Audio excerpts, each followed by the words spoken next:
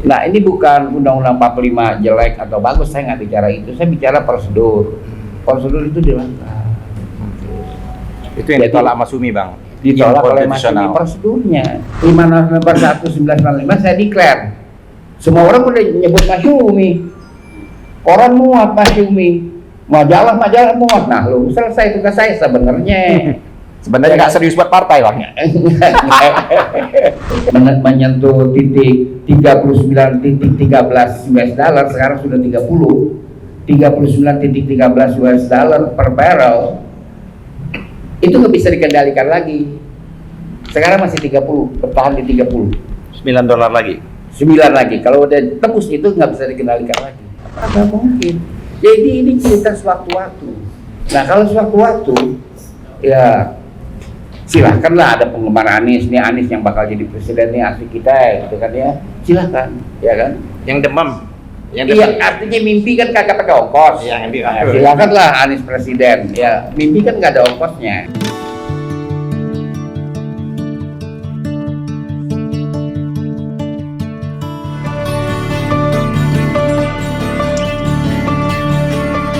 Jadi Soekarno apa TNI, Bang? Karena Soekarno kan masih honeymoon dia di Jepang. Didatengin oleh Mr. Nasution, oleh Jenderal Nasution didatengin, dia udah ada draft di bawah gitu.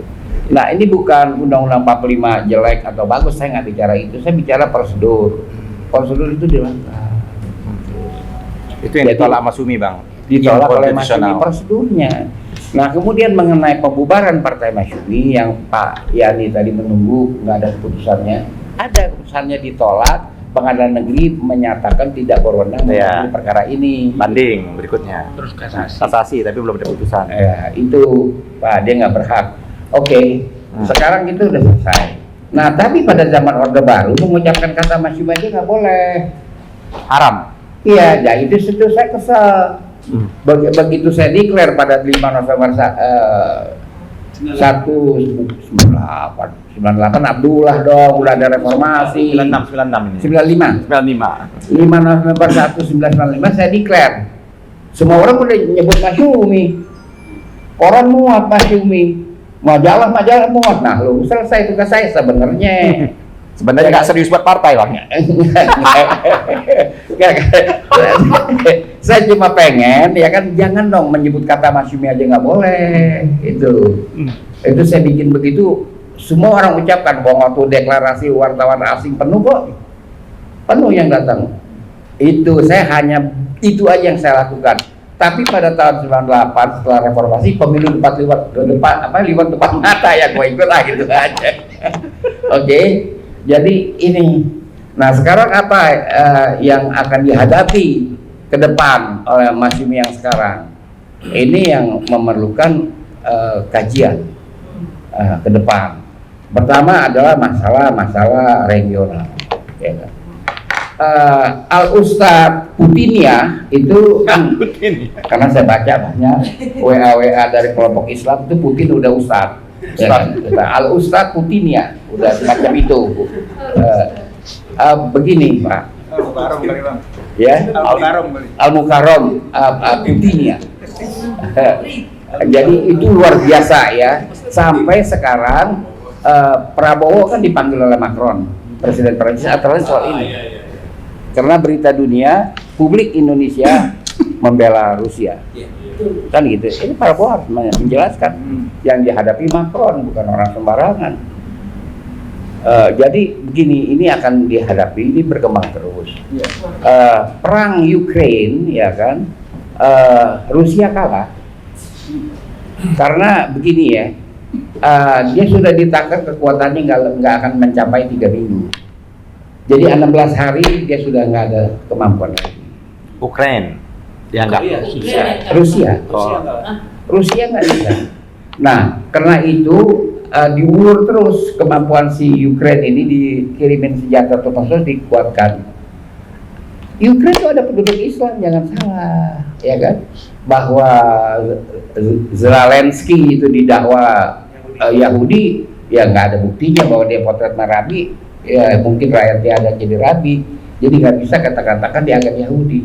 Nah, dia ini adalah bekerja untuk menjauh dari Soviet. Keluar dari federasi. Keluar dari federasi itu, nggak mau dia berteman dengan Soviet. Nah ini satu masalah. Ini akan ada pengaruhnya kepada Indonesia. Siapa namanya, Mulyani bilang defisit anggaran tahun 2022 merosot. Ya terang aja duit lu kagak ada. Lu kagak ada duit, habis. Nah ini harga minyak kalau dia menyentuh page menyentuh titik 39.13 US dollar, sekarang sudah 39.13 US dollar per barrel, itu nggak bisa dikendalikan lagi. Sekarang masih 30, bertahan di 30. $9 lagi. 9 lagi. Kalau udah tembus itu nggak bisa dikendalikan lagi apapun. Hatam semuanya. Nggak bisa lagi. Nah, jadi kita mesti melihat bahwa keadaan yang sekarang dihadapi oleh pemerintah juga berat, ya kan? Kita lihat peristiwa Gendi, ya masa Gendi bisa nurunin harga minyak, ya kan? Gendi diisi tanah, ya kan? Air itu nggak bisa dong. Jadi ini bukan soal yang kecil. Nah sekarang Anda berpikir pemilu 24, oke?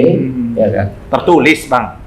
Tertulis. Apa itu? Tertulis pemilunya 2024 tertulis. Iya. Jadi apa itu? Jalan ke sono aja nggak ada ongkosnya, apalagi bikin pemilunya. Mau ke sono aja nggak ada ongkosnya, apalagi pemilunya, itu masalah. Mau jalan ongkos nggak ada, dengkul udah lemes. Nah sekarang apa yang akan diberlakukan jikalau ada perubahan? Jangan dipikir bulan puasa nggak bakal ada peristiwa politik. Saya demo jatuhin Soekarno bulan puasa kok. Sebulan penuh cuma lebaran kita perek, besokannya kita demo lagi. Yang melahirkan Super Semar itu kan bulan puasa. Jadi yang bulan puasa kagak mungkin. Jadi ini cerita sewaktu-waktu. Nah kalau sewaktu-waktu ya silahkanlah, ada penggemar Anies, nih Anies yang bakal jadi presiden nih, asli kita gitu kan ya, silahkan ya kan. Yang demam. Iya, artinya mimpi kan kagak pakai ongkos. Iya, nah, silakanlah Anies presiden. Ya, mimpi kan nggak ada ongkosnya, gratis. Nah, jadi ini bagaimana di coming rezim? Itu yang harus didiskusikan oleh Mas Yumi. Ya kan, bagaimana sikap mereka nantinya terhadap partai? The new regime ya? New regime. Itu peristiwa yang sangat penting, bahwa Jenderal Andika tidak menghadiri Raprim ABRI yang dihadiri oleh Presiden Joko Widodo. Itu peristiwa penting, tidak pernah terjadi dalam sejarah. Kemudian 4 hari kemudian dia bikin Raprim lagi di kantornya, di tempat yang sama tapi nggak undang. Itu jangan dilewatkan. Oh, itu skenario begitu. Apa? Skenario begitu ya. Skenario bagaimana? Seolah-olah musuhan lah antara Jokowi sama. Oh nggak ada, Anda berpikir lenong. Saya bukan, saya orang Betawi. Tapi kalau politik lenong lain lagi. Anda berpikir lenong lain. Dombreng apa lenong mas? Jadi nggak ada itu. Anda jangan, nggak ada. Apa pembuktiannya? Jelaskan pembuktiannya. Anda telah membuat judgment loh bahwa itu sandiwara. Pembuktiannya apa? Analisa Dumu ya bang ya? Apa? Analisa Dumu. Enggak lah, itu enggak. Jadi cuman itu jelas. Dia mengatakan dia terpapar COVID tanpa gejala, kan? Tapi 4 hari kemudian dia Dia sehat. buktiin bahwa dia tidak COVID. Sidang, kan itu. Nah itu satu peristiwa. Apa perlawanan, apa-apa. Tapi itu peristiwa. Bagaimana membantahnya? Membaca peristiwa itu bagaimana? Bagaimana? Nah, lalu ada pertemuan Andika dengan Lanyala. DPD. Kemudian dilanjutkan Amin Rais, whoever Amin Rais kita nggak usah bahas ya. Anda kan lagi puasa, ntar batal puasa. Nggak usah dibahas. Amin Rais CS 2 hari lalu bertemu lagi dengan Lanyala. Bahwa saya tahu mereka membicarakan tentang kembali ke Undang-Undang 45. Di mana tempat Anda nanti? Kan harus berpikir. Iya. Ya kan? Harus berpikir. Kalau yang partai lainnya nggak usah kita pikirin lah. Ya kan? Ini harus dipikirkan karena Anda udah mengeluarkan kos yang begitu banyak. Nah itu sudah kemarin itu di pertemuan Jenderal Andika dengan Lanyala, ketua DPD diperkuat lagi dengan kehadiran Amin Rais, Tokoh-tokoh. yang bagaimanapun juga dia yang memelopori perubahan Undang-Undang Dasar, tapi dia sudah mengakui salah. Ketok magic kata Bang dulu. Iya, ketuk magic, dia udah mengakui salah. Nah ini bukan peristiwa yang kita anggap sederhana. Nggak bisa kita anggap sederhana apa. Nah, oke, sekarang kita bicara bahwa kalau sistem yang sekarang ini dilanjutkan, kita nggak ada ongkos. Pilkadut pakai kampanye, ya kan? Pilkadut 1, Pilkadut 2, lantas Pilpres. Kita nggak bisa mengongkos ini lagi. Merehab ekonomi Indonesia ini parah. Jadi demokrasi perwakilan oleh Defisit kita sudah hampir 1.000 triliun. Kan? wih ngeri. 800 kan. Iya, ngeri itu. 1.000 triliun defisit. Iya. Kan kalau orang udah Kalau berat beli lah, cendol tenggelam nih jok ini DKI. Jakarta. Makanya kan kalau demokrasi perwakilan presiden dipilih MPR, tidak ada pilkadut, ya kan? Yang ada DPRD 1 milik gubernur, DPRD 2 milik Bupati Walkot. Kembali ke sistem yang awal Bang ya. Bisa. Saya tidak mengatakan kembali ke Undang-Undang 45, ya kan? KPU-nya partai dan pemerintah lagi dong. Iya. Bisa Sumpah, seperti itu. Jadi saya kira partai tidak akan dibubarkan, mungkin dibiarkan banyak begini. Partai yang bertanggung jawab dibubarkan, Bang. Ya, iyalah yang ada Yang salah-salah. merongrong, Yang artinya terpapar COVID. obat kopi. Nah, dikirim. Tapi kan partai ada Keniscayaan. di Undang-Undang Dasar 45 kan berlaku sejak Januari 46 sampai dengan 14 Desember 49. Itu kan ada Undang-Undang Dasar 45, ada partai politik, ya kan? Dalam perjalanan sejarah konstitusi kita itu ada partai politik. Jadi menurut saya tidak akan dibubarkan partai politik. Nah, Anda ngapain? Kan itu mesti dipikirkan. Nah, apa? Nah, kalau situasi regional, saya kira Cina udah payah. Karena Amerika dia main biliar, dia sodok Uni Soviet, kena ke Cina.